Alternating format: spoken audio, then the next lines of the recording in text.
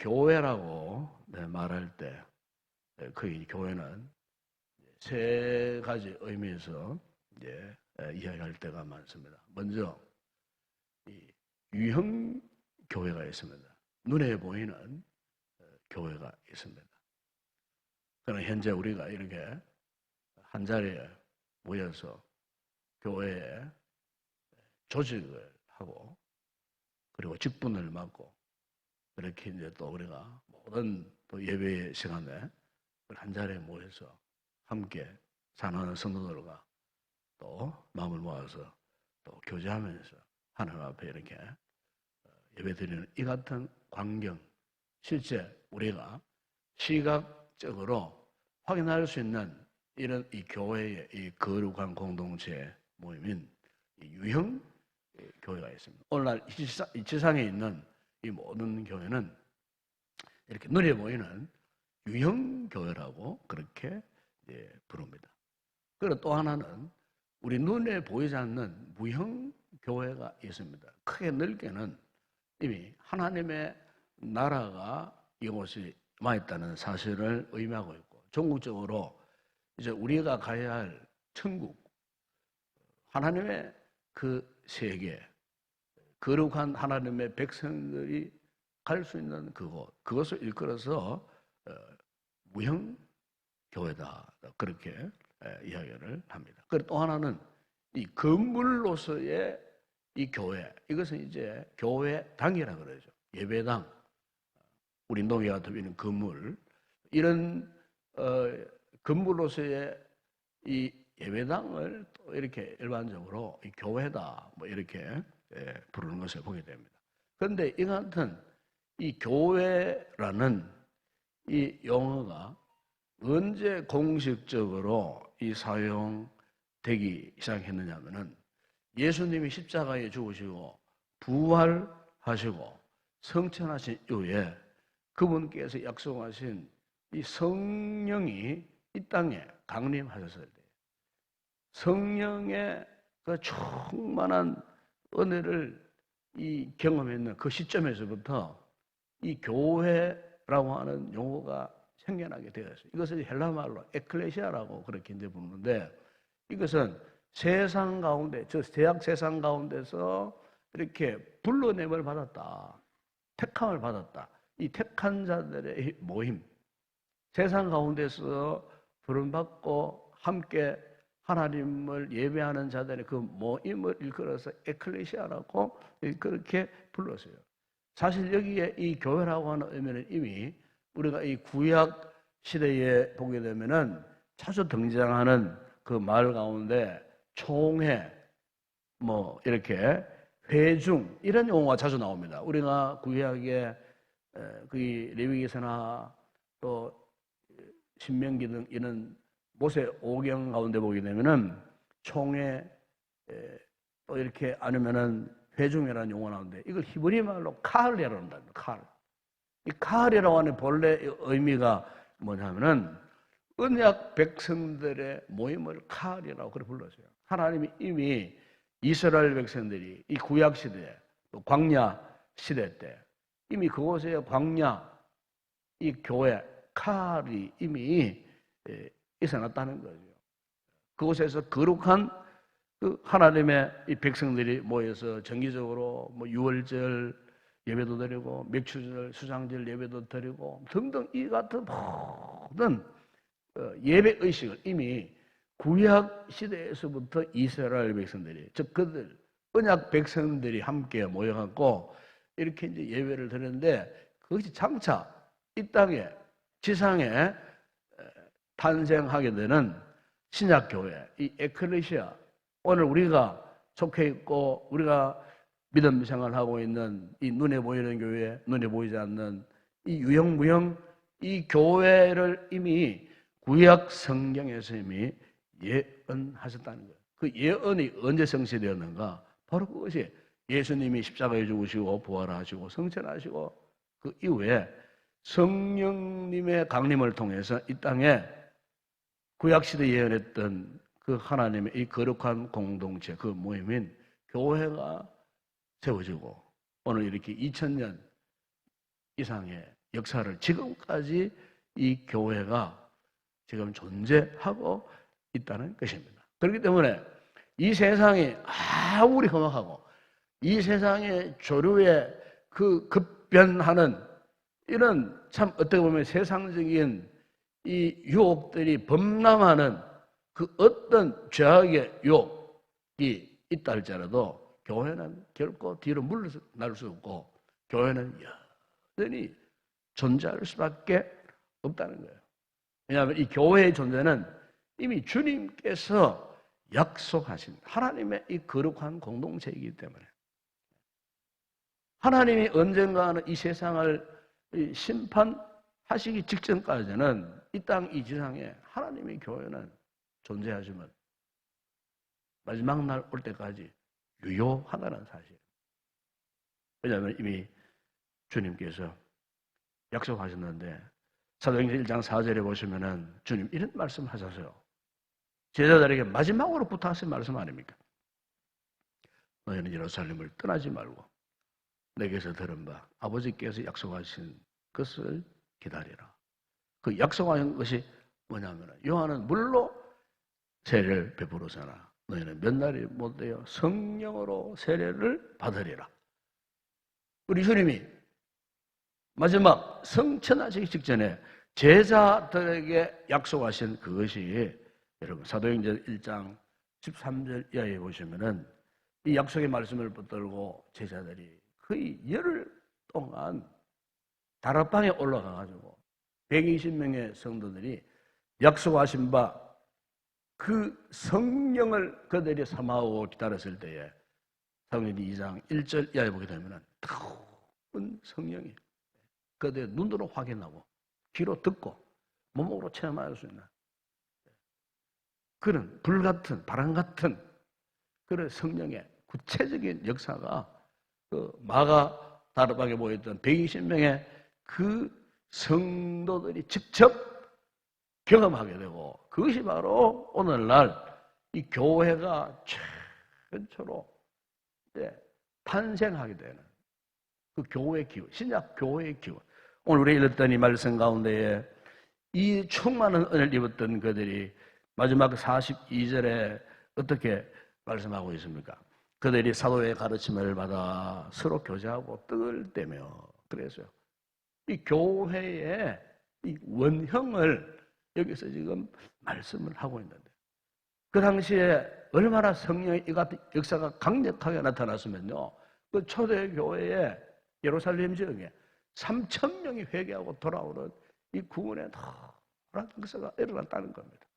지금까지 한 번도 보지 못한, 경험하지 못한 그 성령의 강력한 역사를 통하여서 그 완악했던 예루살렘 그 유대 그 율법, 잘못된 율법, 유대주의로 똘똘 뭉쳐 있었던 그 완악한 시민들이 어찌않고 하면서 회개의 역사가 일어나면서요. 3,000명이 회개하고 돌아오는. 여러분 그 당시에 인구 비례로 볼 때 3,000명이 회개하고 돌아왔다는 것은 상상할 수 없는 그런 나온 이 역사였던 것입니다. 여러분 이것처럼 오늘 이 지상교회, 뭐 우리 교회뿐만 아니라 모든 교회들에게 저는 이런 생각을 해요. 이런 시대에 이 방향을 잃고 이 표류하는 인생들이 얼마나 많은지 모릅니다. 교회가 영적인 방향을 잃어버린 그런 교회들이 얼마나 많이 있는지 몰라요. 이번 우리 총회가 벽오의 총회가 참 은혜 중에 그나마 참 비대면으로 이렇게 속전속결로 한 5시간 만에 끝나버리지만은 이 총회에 대한 여러 가지 많은 문제들이 오고 갔는데 그 가운데 하나가 뭐냐면은 이 WEA라고 하는 이 교회 연합 단체가 있어요.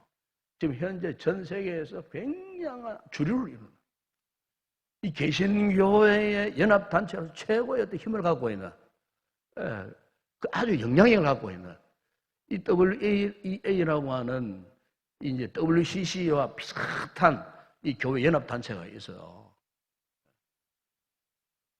과연 여기에 이 연합 이 단체와 우리 교단이 교류를 할 것인가 말 것인가 이 문제를 놓고 참 여러 가지 논란이 많았어요. 그래서 참 말씀대로 참 지금까지 지켜왔던 이 개혁주의 입장, 성경 말씀 중심으로 믿음을 고수했던 신학자들이나 또 목사님들이나 주의 종들은 절대로 그들과 교류하면 안 된다. 왜냐하면 WL이라고 하는 이 교회 단체가 처음에는 굉장히 좀 보수적인 성향을 가지고 출범을 했어요. 이렇게 해서 참 우리 교단이나 뭐 다른 등등의 보험주의 교회들이 호기심을 가질 만했는데 최근에 와가지고 이 WA가 WCC 비슷하게 지금 안에 세속주의, 그리고 종교다원주의, 그리고 포용주의, 가들도 좋고 불교도 좋고 뭐 다소 다 뭐 이런 이상한 사상, 이런 신학자들이 결집되고 모이면서 방향이 지금 이상한 방향으로 나아간다 그 말이에요. 한편에서는 그래도 한국 교회의 위상으로 보면은 그게 우리가 참 이렇게 교류해야 세계 속의 한국 교회의 위상을 지켜갈 수 있는, 소외되지 않고 그나마 이 교회 위상을 지켜갈 수 있는 이런 측면에서 그들과 교류해야 된다 하는 사람들도 있고, 반대로는 결코 그렇지 못하다. 말씀의 정도에서 벗어난 어떤 그런 모임과 교류할 수 있겠느냐, 이런 뭐 찬반 여러 가지 논란들이 사실 많이 일어나는데 아주 뚜렷한 결정적인 사실은 아직 없어요. 여러분, 요즘 우리 이 신앙의 그 흐름을 보게 되면은 굉장히 영적으로 혼탁한 그런 시대입니다. 영적으로, 신앙적으로 굉장히 혼란한 시대예요. 왜 그런가? 저는 그렇게 말씀하고 싶어요.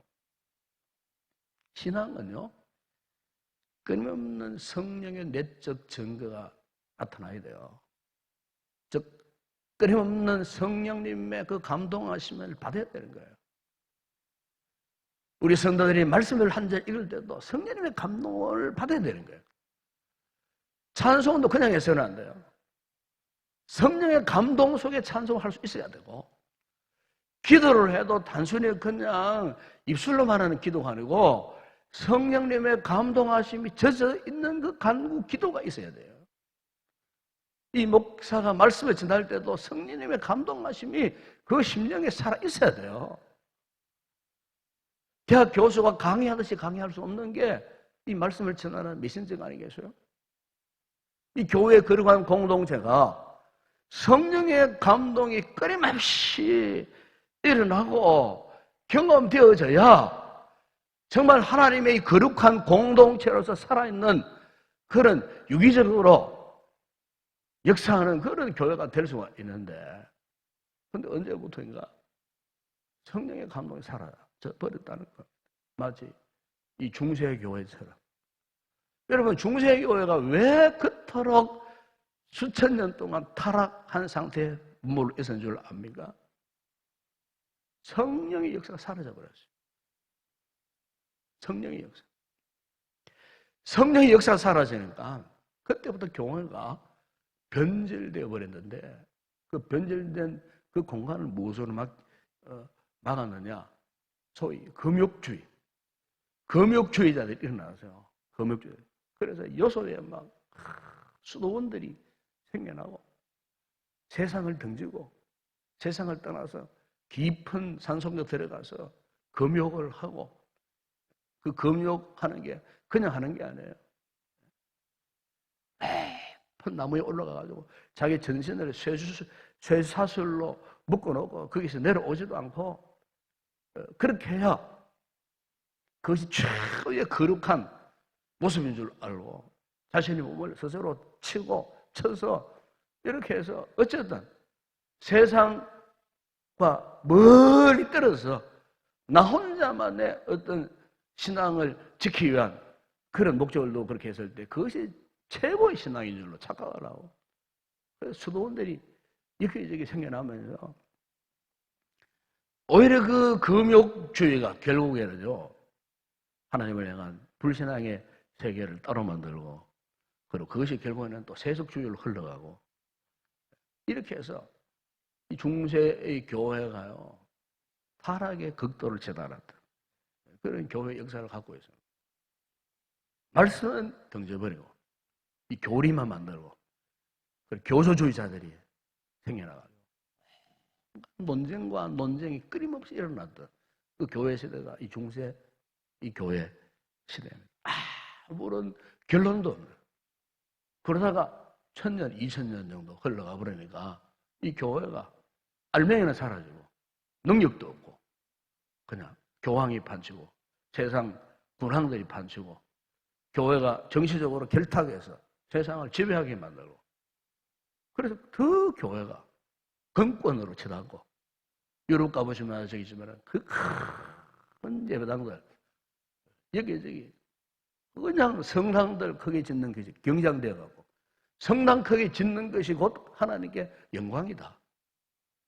이 종교주의자들이 그 참 성도들을 동요해가지고 예배당 성당만 짓는데 급급하고 결국 이 교회가 성령의 역사가 사라져버려요.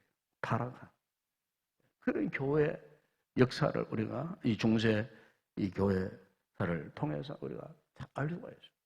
여러분 오늘 이 시대에 있어서 참 중요한 것은 이 교회의 이 생명력을 회복하는 겁니다. 교회의 생명력. 이 교회의 이 생명력이 어떻게 회복되느냐? 성령으로 안 하고서는 교회의 생명이 절대 회복되지 않습니다. 우리 개인 신앙의 생명력도 마찬가지입니다. 믿음의 동력도 성령으로 하지 않고서는요, 우리의 믿음이 회복될 수 없어요. 믿음이 복원될 수가 없어요. 성령의 역사. 이 세상에 교회가 존재하는 동안에는 이 성령의 역사를 부인할 수가 없어요. 여러분, 우리 주님께서 이미 말씀하지 않았습니까? 요한복음 14장 26절에 성령 그가 너희에게 모든 것을 가르치시고 내가 너희에게 말한 모든 것을 생각나게 하시리라 그랬어요. 성령의 역사가 아니면요, 말씀 한 구절도 깨달을 수 없고 설교 한 구절도 마음에 담아 놓을 수도 없어요. 성령의 역사가 아니면 이 교회의 공동체가 거룩한 공동체로서의 역할을 할 수가 없어요. 심지어 사도 바울은 고린도서 12장 3절에서 성령으로 아니하고는 누구든지 예수를 주라 신할 수 없다 그랬어요. 성령 역사 아니면 예수 그리스도를 우리의 구원의 주님으로 고백할 수가 없어요. 그래서 바울은 말씀하지 않았습니까? 너희는 술 취하지 말라고 오직 성령으로 충만함을 받아라. 이 혼란스러운 이 시대에 그나마 우리가 하나님 앞에 순수한 신앙을 지키고 순수한 복음 정신으로 돌아가기 위해서는 다른 게 필요 없어요. 다른 대안이 없어요. 성령의 역사를 인정하고 성령의 그 충만을 입는 이 방법 외에 다른 대안이 없어요. 이 시대에 혼란스러운 서로. 오늘 우리의 그 마음의 중심은 오직 주의 성령의 역사에 집중해야 하는 것입니다.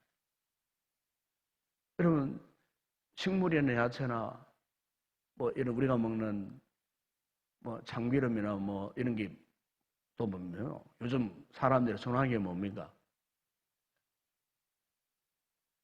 무기농, 유기농 따지지 않습니까, 여러분? 그럼 가공식품이냐, 가공된 식품이냐, 이걸 따지잖아요. 이 말은 무슨 말입니까? 음식을 먹더라도 순수한 자연 그대로의 음식을 먹어야 건강하다는 걸 잘 알고 있지 않습니까, 여러분? 그렇잖아요. 우리의 신앙생활도 마찬가지예요. 우리의 신앙이 순수해질 수 있는 비결은 다른 데서 시작되는 거 아닙니다. 오직 성령의 충만함을 계속해서 끊임없이 받아야 가능한 겁니다. 제가 이혜령 교수 이야기를 자주 합니다만은 금이선 책에 보니까 이런 표현을 했어요. 자신의 과거에 예수를 몰랐을 때는 자기 몸을 일컬어 이런 표현을 하다가 나는 그때는 교만 덩어리였다. 교만 덩어리.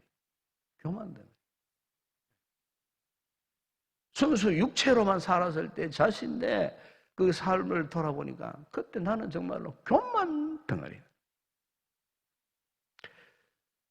그 이유가 이런 이야기였어요. 그때는 자신이 성령의 은혜를 몰랐기 때문에. 그 예수 믿은 지 얼마 안 되는 분들이 그런 고백을 해요. 성령의 은혜를 몰랐을 때는 자신이 막 교만 덩어리로 살았다는 거예요. 뭐 우리 한국에서 최고의 뭐 지성인으로 손꼽히고 인정받았던 그것만 그게만 묶여갖고 나는 교만 덩어리 같은 인생을 살았는데 내가 성령의 은혜를 받고 나니 내 인생이 겸손한 인생으로 바뀌어지더라. 교만한 인생에서 겸손한 인생으로 결정적으로 그 자신의 그 생을 전환시킨 그 역사는 뭐냐? 자기가 그토록 일평생 의지했던 자신의 지성이 아니고 성령으로 다시 자신에게 주어진 영성. 그래서 그의 책 제목이 지성에서 영성으로 할 정도로 자신의 신앙 고백이에요, 그게. 그가 지성적인 인간에서 영성 인간으로 살 수 있었던 그 주도적인 역할을 했던 분이 누구냐? 바로 성령님의 은혜였다. 그분이 그렇게 고백을 해요. 도저히 변화되지 않을 그 사람이 어떻게 그렇게 변화되어졌는가? 도저히 불가능한 상태예요. 그런 인생이 어떻게 이렇게 변화되어졌는가? 그것은 자신이 고백했던 것처럼 바로 이 성령의 역사로 그 은혜로 자신의 인생이 새롭게 변화되어졌다. 그렇게 지금 고백하고 있는 것입니다. 하나님, 오늘 우리도 마찬가지. 이미 우리는 다 성령의 은혜가 무엇인지 알고 있습니다. 우리가 성령의 은혜를 받았기 때문에 예수 그리스도를 주님으로 고백할 수 있지 않았겠어요?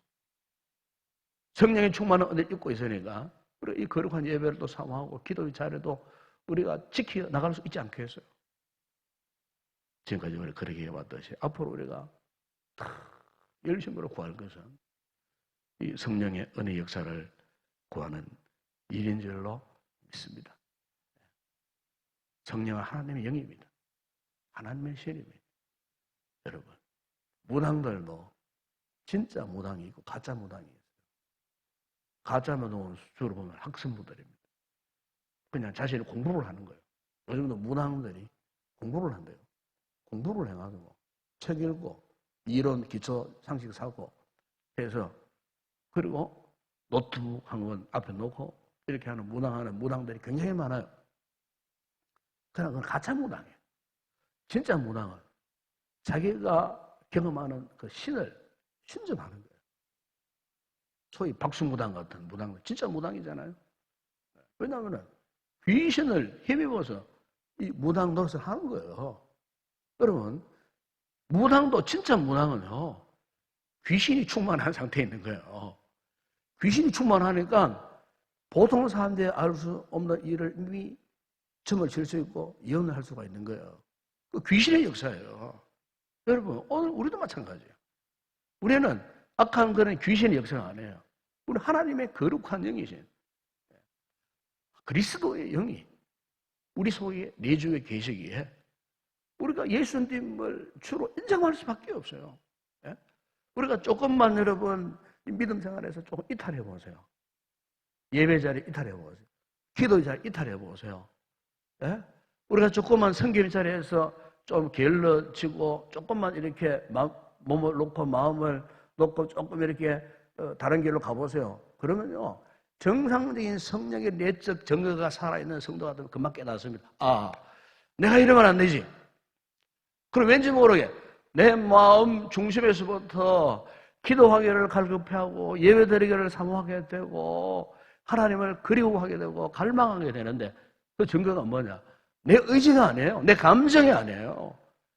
우리 가운데 내주에 계시는 성령님의 대언하심이에요. 탄식하심이에요. 성령의 역사가 있다는 거예요. 중요한 것은 오늘 우리에게 이 같은 성령의 내적인 역사를 내가 지금 느끼고 있느냐? 깨닫고 있느냐? 경험하고 있느냐?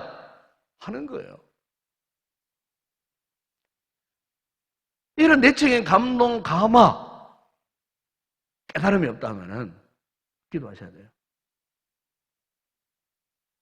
그래야 우리의 신앙이 본래의 모습으로 회복될 수 있는 거예요. 이 혼란스러운 시대에.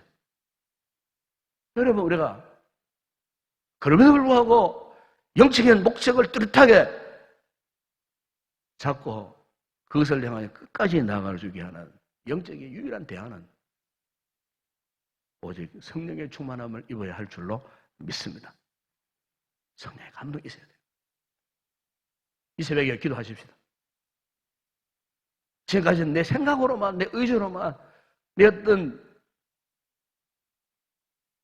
신앙의 본의만 의지해서 그냥 내 기분, 내 감정에 의해서 믿음 생활을 하려고 했다면 여러분, 거기에서 속히 돌이켜서 성령의 지도하심, 가르치심, 성령의 인도하심, 성령에 이끌려서 우리의 모든 믿음 생활 가운데 성령의 감동이 살아있는 이 같은 신앙의 삶을 살기 위해서 이 새벽에 성령의 충만한 은혜를 사모하고 이를 위해 기도해야 할 줄로 믿습니다.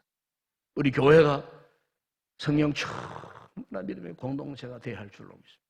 모든 예배 시간마다, 기도 시간마다, 찬양을 할 때마다 성령의 뜨거운 역사가 나타나는 1세기 초대 교회 이 성도들이 그 환난과 핍박의 시대에 어떻게 이들이 함께 모여갖고 사도의 가르침을 받고 떡을 떼고 이 교제할 수 있었겠나.